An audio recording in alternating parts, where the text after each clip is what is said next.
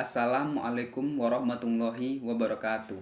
Perkenalkan, nama saya Ahmad Bapadil dengan NIM F1G32104. Dalam kesempatan kali ini saya akan menjelaskan tugas saya, yaitu kalkulus. Yang pertanyaannya adalah sebutkan dan jelaskan secara singkat periode zaman perkembangan kalkulus. Jawabannya: 1. Zaman kuno, 2. Zaman pertengahan, 3. Zaman modern. 1. Pada zaman kuno, beberapa pemikiran tentang kalkulus integral telah muncul, tetapi tidak dikembangkan dengan baik dan sistematis. Perhitungan volume dan luasnya merupakan fungsi utama dari kalkulus integral, bisa ditelusuri kembali pada papirus Moskov, Mesir.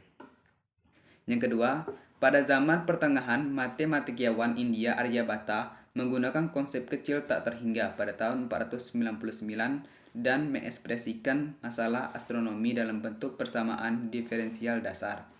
Yang ketiga, pada zaman modern, pertemuan independen terjadi pada awal abad ke-17 di Jepang oleh matematikawan seperti Sekikawa. Di Eropa, beberapa matematikawan seperti John Wallis dan Isaac Barrow memberikan terobosan dalam kalkulus. Pertanyaan yang kedua adalah, siapakah yang dijuluki sebagai bapak kalkulus dan kenapa dijuluki sebagai bapak kalkulus? Jawabannya, bapak kalkulus adalah Sir Isaac Newton Gottfried Leibniz. Dijuluki karena ia menulis makalah mengenai ide-ide dasar kalkulus tetapi tidak dipublikasikan ke umum. Pertanyaan yang ketiga adalah, sebutkan kalkulus terdapat dalam bidang pekerjaan apa saja? Jawabannya, di bidang kedokteran, bidang ekonomi, bidang politik, dan bidang ilmu teknologi IT, dan di bidang pendidikan.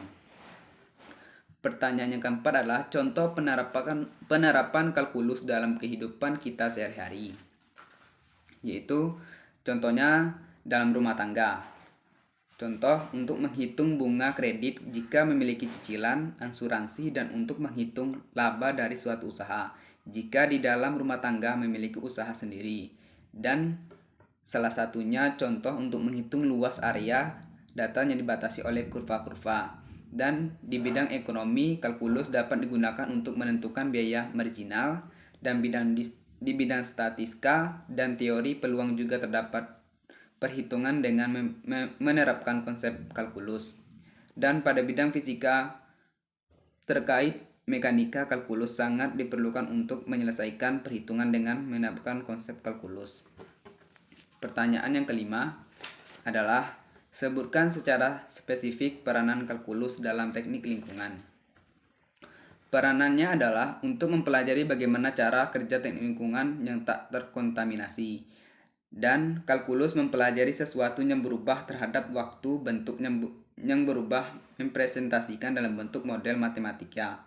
Contohnya, dalam pembuatan tempat harus menggunakan kalkulus, yaitu konsep integral.